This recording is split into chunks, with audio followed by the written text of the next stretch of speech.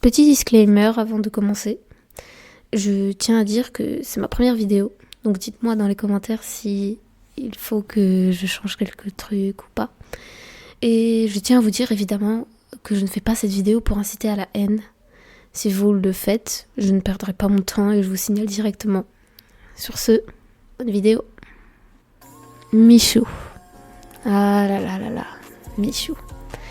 Un youtubeur un peu trop lisse, comme Squeezie, et qui a malheureusement beaucoup de drama sur lui en ce moment, qui ne sont pas tous mérités.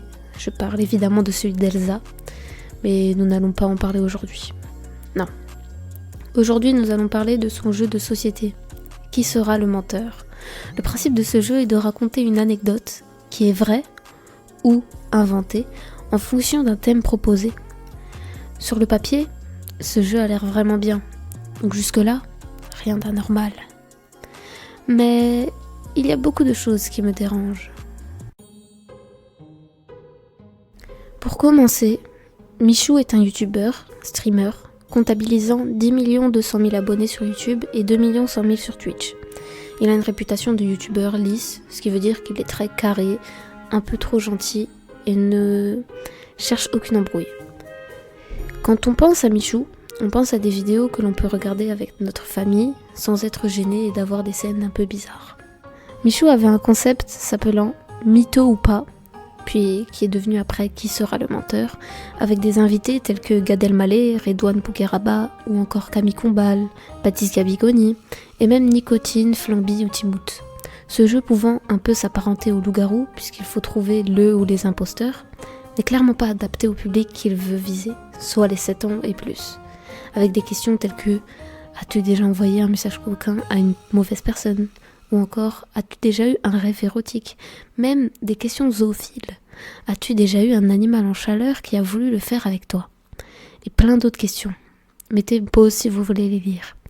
Dans les commentaires de cette vidéo, beaucoup disent aussi que ce n'est tout simplement pas adapté.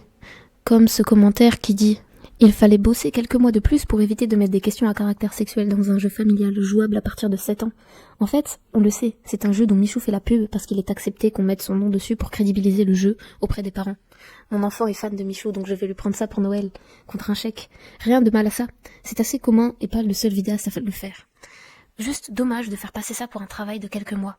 On attend le communiqué maintenant, parce que c'est quand même pas ouf de faire un jeu avec des questions aussi tordues, limite zoophiles et inceste, à destination des jeunes. Et on va voir si Michou assume toujours autant d'avoir créé ce jeu et de ne pas juste en être le porte-parole. Et encore un autre commentaire qui dit « Ce serait cool de revoir l'âge à partir duquel jouer. C'est 7+. Mes parents ont offert ce jeu à mon frère de 10 ans pour Noël sans te connaître. Ils se sont fiés à l'aspect ludique du design, mais aussi que ce soit à partir de 7 ans, comme la plupart des parents qui achètent pour leurs enfants. Puis j'ai découvert certaines cartes avec des questions qui ne sont absolument pas pour des enfants de cet âge. Alors oui, on peut trier nous-mêmes les cartes, mais des parents prennent pas le temps forcément de vérifier un jeu pour les enfants de 7 ans.